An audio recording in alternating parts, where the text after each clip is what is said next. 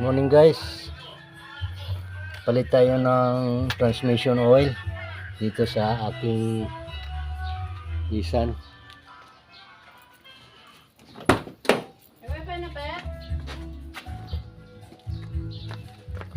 So guys, kung kaya looks ka dila.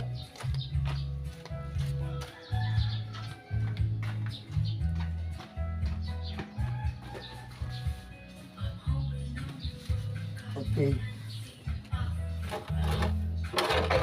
dito guys may gamit tayo pang sahod sa langis. Ito lang po ang gamit natin guys, sakit yung ulo. Hindi ko lang alam ang sukat ito.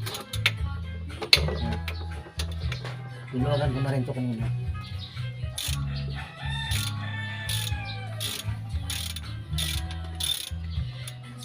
Ito 2 taon sa akin ito, ngayon lang mapapalitan ito. Hindi ko alam kung pinalitan nila ito dati. Ito na guys, tingnan natin yung langis. Aroy, ay bago pa. Malinis pa guys. Oh, hindi ko kasi alam kung napalitan nila ito. Nandito na rin lang, palitan na natin. Ano? Alis! Sumali pa yung tuta ko. May basahan be?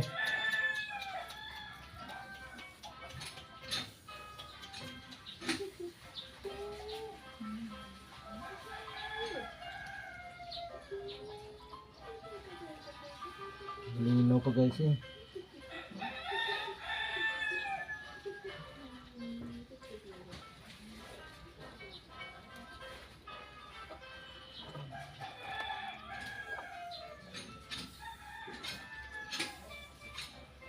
Yaman natin guys na tumulo siya.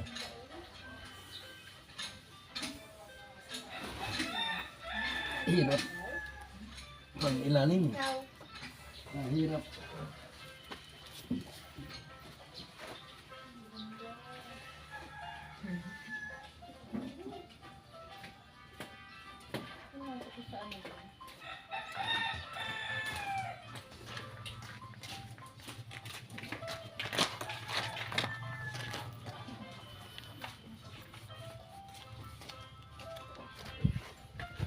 Ito guys ang langis na ipapalit natin. Ito guys oh. National Top Gear Heavy Duty Gear Oil sa E90. Yan ang ginagamit sa transmission. Kita guys. Ito guys oh. Bali dalawa yung gagamitin natin. Dalawa. Pakita ko sa inyo guys yung mga gamit ko. Yan guys, mga gamit ko. Ito yung panghangin ko sa gulong. Emergencyhan.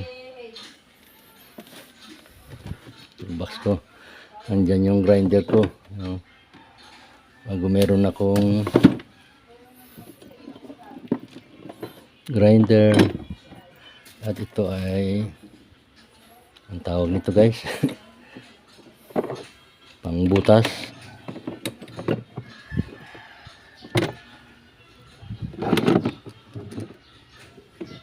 Impact drill. Yan, impact drill. Yung aking welding machine.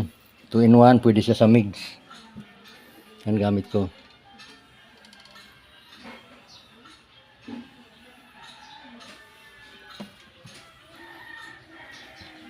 Yan. Yan po yung ban natin. Ito yung aking jack. Kaya guys, silipin natin yun sa likod. Pakita ko sa inyo yung madilim na. Pakita ko sa inyo yung tatanggalin. Isang bolt. Kasi wala tayong madilim guys, madilim.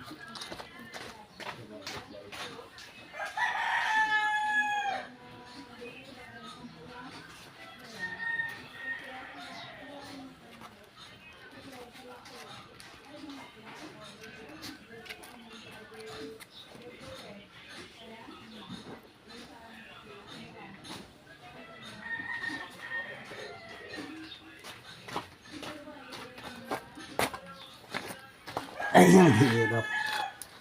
Pag ilalim guys, hirap. Ito po guys yung ating tatanggalin. Diyan natin ilalagay yung langis. Guys, yung makita.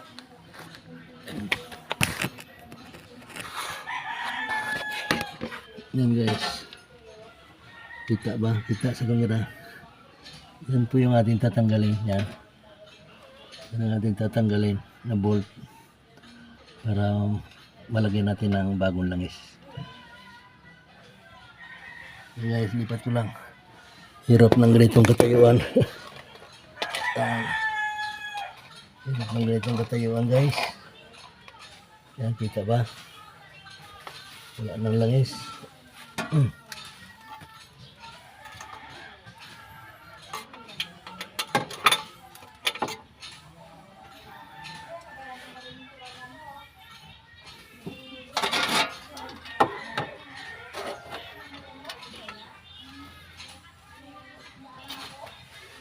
Walang pwersa guys.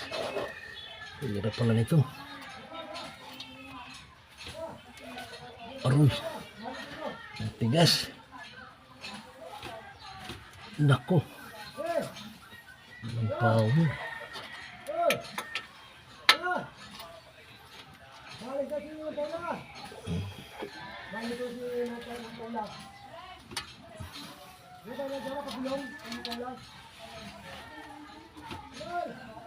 Nako.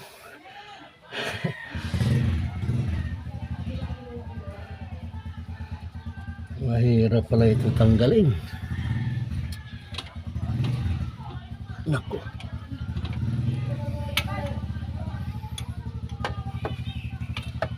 Walang mahirap ito.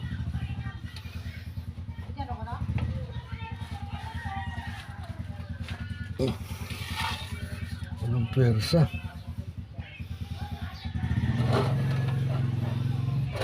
Ilagay dito. Kailangan siguro natin ng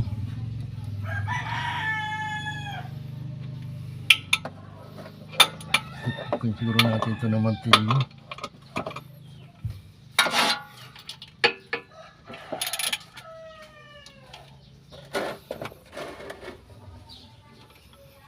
Ilagay natin ng mantilyo.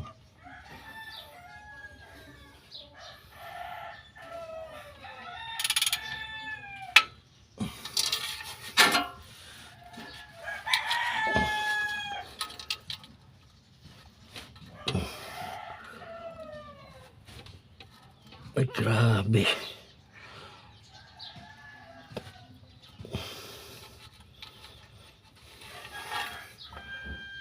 Kaya guys, martilyo siguro kailangan dyan.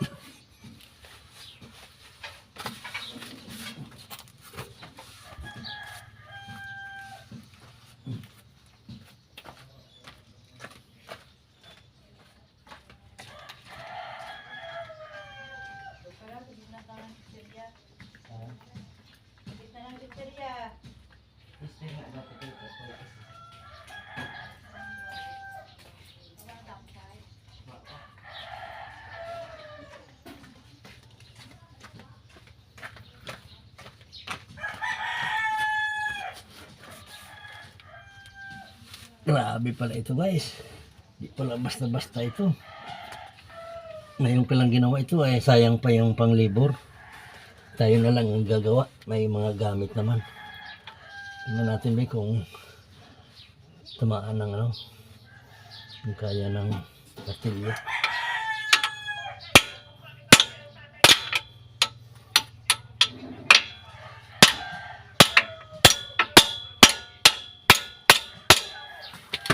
Parang lumuwang na guys ha.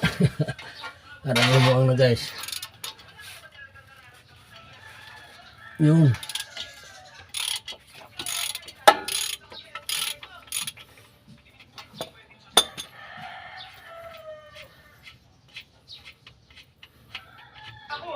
Yun na guys. Tanggal na. Ito na yun o. Kanyang bolt. Ganyan lang po ang bolt niyan sa transmission. Hindi ko lang alam kung ganito lahat. Ulo ng sakit ang ginagamit. Problema nito guys kung paano maglagay ng langis. At kahit na kailan, hindi ko matatanggap ang katulad mo na palaging kamalasan ng daladala sa pamilya namin. Kung alam ko lang na ikaw ang magiging dahilan para mawala sa amin si Mario, hindi na sana ako pumayag na tumira ka rito. Sana!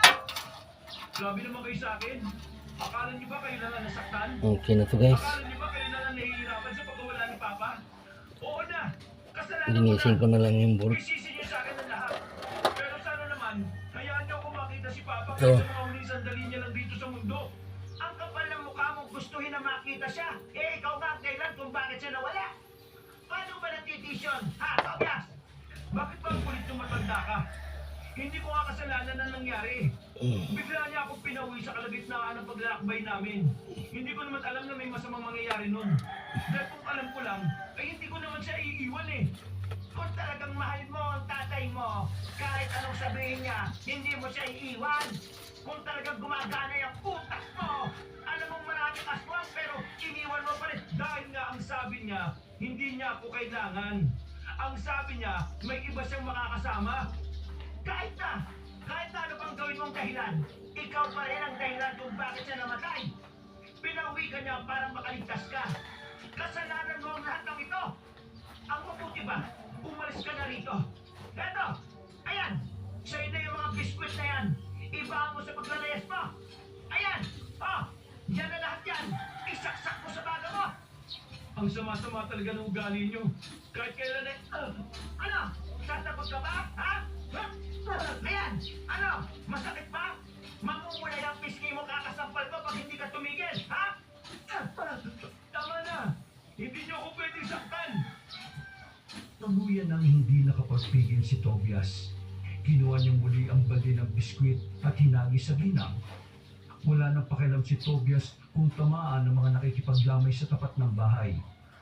Gulat na gulat ang ginang.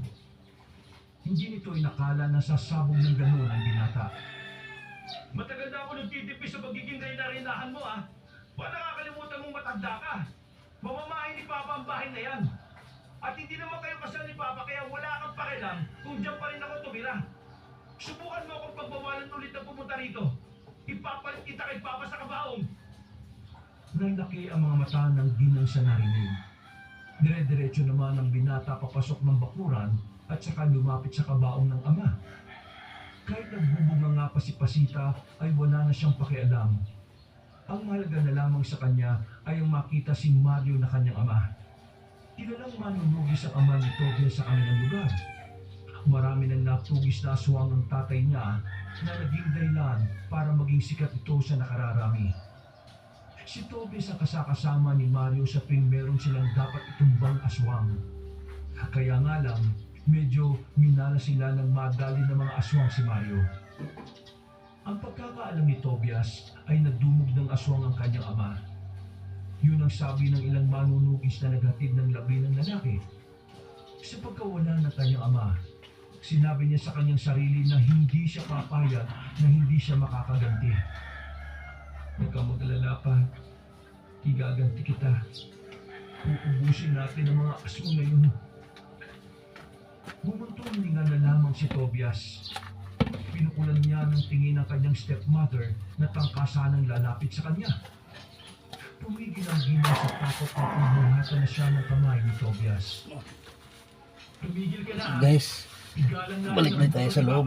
Sa ilalim. Naglakad na palabas. Malinis na guys, oh. Nilinis ko. Nagsarado na lamang ang kanyang kamao. Balik na natin. Nagigigil siya na may halong pighati. Masyado kasing biglaan ang lahat. Kahit ang iba rin ng kapwa manunugis ay nagtaka rin sa nangyari. Ayan, madali lang siya guys, ibalik. Habang naglalakad sa hindi malamang direksyon, napadaan si Tobias sa bahay ng kanyang kaibigan na si Elman. Napatigil ang lalaki sa pagpukpok sa upuan nang makita siya sa labas. Totol, nabalitaan ko nangyari kay Mang Mario. Nakikiramay ako, Tol, ha? Maraming salamat, Tol. Pupunta ako mamaya. Nandun ka ba? Hindi. Iwas muna akong makita kong mukha ng stepmother ko eh. Gusto ko lang igalang yung burol ng tatay ko. Ah, okay sige. Pero pupunta pa rin ako sa burol mamaya. Tol, pag kailangan mo ng kausap sabihan ko lang ako. Si Papa nga pala, Ayan, tuturo guys, nagmumukmuk sa loob. may rubber sa ilalim Wala eh. ang tatay mo eh. Alam mo naman, matalik na magkaibigan ng dalawang yon. Pakisabi kay Manggarin, tibayan niya lang. Kagaya ng ginagawa kong pagpapakatibay. O sige tol, punta mo na kung saan ka pupunta ngayon. Tatapusin ko lang tong nawasak na silya namin eh. Bibig ko guys kung pwede itong aking imbudo. Imbudo ba tawag dito guys? Sa kaibigan. Hindi niya alam kung saan siya pupunta. Wala siyang gana sa lahat. Parang gusto niya na lang maglakad ng maglakad at bahala na ang kanyang paa kung saan siya dadalhin. Lutang na lutang ang isip ni Tobias. Paikot-ikot lang sa iisang ideya ang tinatakbo ng utak niya. Kaya ngayon tumatanggal itong Magandihan ang mga aswang na pumaslang sa kanyang ama. Sandali siyang mahirap pala mag-change oil nito. nakatingin siya sa bilog na buwan. Kapag nakikita niya yun, lagi niyang Lagay natin naaalala ito. si Mang Mario. Palagi kasing pinapaalala sa kanya ng ama na kapag bilog ang buwan, Hindi mo maibuhos ibig yung sabihin daw langis. nun ay malalakas ang mga aswang sa ganoong oras. Pinapangako ko ay sinusumpa ko sa buwan. Lahat ng mga lintik na aswang na yan ay uubusin ko. Wala akong ititira. Bata man o matanda. May sakit man o may kapansanan. Basta aswang. Hindi ako magdadalawang isip na, ha? Napalingon si Toby sa kanyang likuran ng maramdaman na may tao sa kanyang likuran. Isang babaeng nakasuot ng uniforme ang nakita niyang nakatayo sa daan. Nagtaka si Toby. Ay, Hindi niya grabe alam palang kung mat. anong problema ng babae. Nang magsasalita na sana siya, bigla na lang tumumba ang babae at nagkalat pa ang mga dala nitong gamit. Buisit, anong nangyari dito? Miss? Miss? Ayos ka lang ba? Miss? Nag-aalangan man ay inilagay ni Tobias ang ulo ng dalaga sa kanyang gising. Pilit niyang ginigising ng dalaga. Pero wala na talaga itong malay. Wala nang choice ang lalaki. Kailangan na niyang buhatin yun at dalhin sa mas maayos na lugar. Nanlaki ang mata ni Elman at ni Manggarin nang doon dalhin ni Tobias ang babae. Nagtataka man, pinapasok pa rin sila ng mag-ama. Hiniga ni Tobias ang babae sa papag. Sa puntong yun, saka pa lamang nakita ni Tobias na may kagandahan pala ang babae. Parang manika ang mukha nito. Sa buong buhay niya, yun ang unang pagkakataon na nakakita siya ng dalagang ganun kaganda. Halos lahat kasi ng babae sa kanilang bahay, Lagi yan kung ang kubra. maganda ay ang papangit pa ng ugali. Manggarin, Elman, pasensya na ah. Nakita ko lang kasi yan sa daan na hinimatay eh. Kaya alam na namang iwan ko siya. Nakakaawa naman. Hindi ko alam ang gagawin ko kaya dito ko dinala. Kainis. Nagdadrama ako kanina tapos biglang nangyari yan. Ako rin eh. Nagdadrama ako sa kwarto ko. Natarata ako sa sigaw nitong si Elman. Akala ko naman kung ano na. Pero, di bale, habang wala pa siyang malay, dito muna siya. Hindi kaya ang gising niya, bigla na lang siya magwala. Baka isipin niya, may ginawa tayong hindi maganda. Di bahala siya. Itutulak natin siyang palabas. Kaya mo? Ang ganda-ganda niya, no? Ano naman? Biro lang. Ang ano nito guys, pagka tama na lang is, yung tama lang sa bunganga niya. Yung medyo mag-aawas na yun na yung tama ng level nun. Nagkakalat ang mga aswang. Mas maganda na kung may makasama siyang magaling na manunugis na gaya mo, Tobias. Umiling si Tobias. Hindi na kayang tanggapin ang pakulo Basta ng estimate ito magaling. 2 liters. Para sa kanya, hindi siya karapat-dapat na tawaging magaling. Nahirap sa gabal tong ano eh. Dapat Nakaharang nagpapakita si yung Papa sa mga aswang. cable, Lumapit sa kanya si speedometer Manggarin at cable. tinakbayan siya. Huwag mong sabihin Hirap niya, nang ibuhos. hindi mo naman kasalanan ang nangyari. Ang mahalaga, buhay ka. Baka kaya ka pinauwi ni Paring Mario, dahil ramdam niyang mapapahamak ka. Ngayon, nasa sayo na kung susundan mo ang yapak niya. Ha? Masyado pang magulo yung utak niyang si Tobias. Huwag na muna natin siyang i-pressure na pumalit kay Ma'am. Susundan ko ang yapak ni Papa. At pinapangako kong pagbabayarin ko ang pumaslang sa kanya. Ay, Ayusin ko ang asong na yan. Bumuntong hininga si Tobias. Nakasarado na naman ang kanyang kamao. kailangan talaga alala lang yung Nakita na lamang si Mongari ng kape para pakalmahin ang nag-aalam na damdamin ni Tobias. Habang nagkakape sila, Talaga siya ay nakamalay na pang- ang dalaga. Tumingin yun sa kanila. Nang mamasmasan, ay bigla na lamang yung sumuksok sa gilid. Wag po! Hindi po mayaman ang pamilya ko! Gulat niyo po ako! Nakaramdam ng pakailta si Tobias, kaya ito na ang sumagot. Hoy, huwag kang magpapansin. Nahimatay ka sa daan at nakita kita. Hindi ka ba natuto sa school kung paano magpasalamat? Ah, nahimatay ako sa daan? Bingi ka ba? Kasasabi ko lang eh. Lol, kalma. Bakit init ang dugo mo sa babae? Ewan ko. guys ko lang isa naman. Iha, totoo ang sinabi niya. Dinala ka niya rito kasi nahimatay ka daw sa daan. Pasalamat ka kasi siya ang nakakita sa iyo. Kasi kung aswang ang naka-check mo, nakta, baka absent ka na bukas sa eskwelahan din niya. Parang nakaramdam ng hiya ang babae. Naliwanagan na ito sa sinabi ni Magarin. Maraming salamat. Hindi ko kasi matandaan eh. Ang alam ko lang naglalakad ako. Pasensya ka na ah. May pinagdaraanan kasi itong kaibigan ko eh. Pero saan ka ba nakatira? Para maihatid ka namin. Ihahatid niyo ako? Oo. Delikado na kasi sa daan eh. Baka hindi mo lang alam ah. Sasabihin ko na sa'yo. May mga aswang nang gumagala. Bawas guys yun na yun. Tama na Mga yun. manunugis ang target nila. Pero delikado pa rin para sa sibilyan na makadaupang palad sila. May usap-usapan na pati mga sibilyan, pinibiktima nila. Kaya ko naman ang sarili ko eh. Maraming salamat na lang. Hindi mo kaya ang sarili mo. Hinimatay ka nga eh. Wala kang nagawa.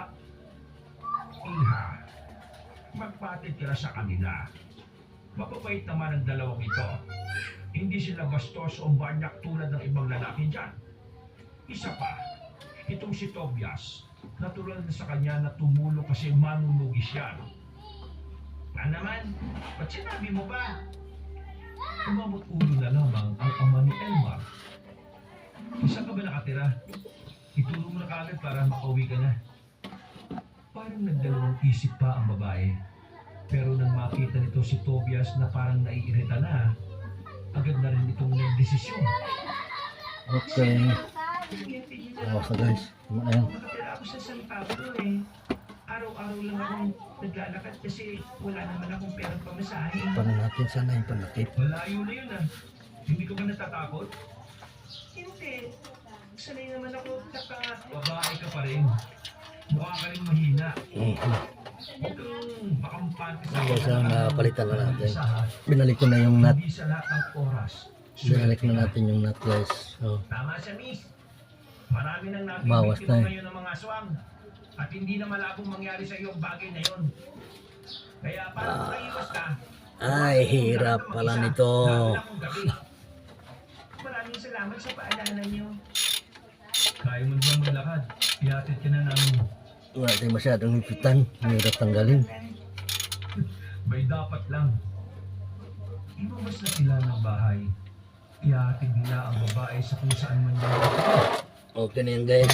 Ay, Isang malaking abala Thank you. yun sa kanya. yung isa. Pero wala siyang magawa. Konsensya niya kung may mangyayari sa babae, tapos wala siyang ginawa. Mahaba-haba na ang nilakad na magkaibigan nung maalala nila na hindi pa pala nila kilala ang babae. Kaya naman, hindi na nagdalawang isip pa si Elma na ito yun. Mukha naman kasi walang balak si Tobias na manapit Ayos na, ang guys. pangalan ng dalaga. Miss, ano nga pala pangalan mo? Tawagin niyo na lang akong Ginora. Gano'n. Ang ganda naman ang pangalan mo. Hirap. Kung sa pangalan mo na dati mong Shota, maganda ng pangalan. Utot mo. Natatawa at nahihiya na Okay, si so? Yaman. Hindi niya inakala na babarilin siya ni Tobias.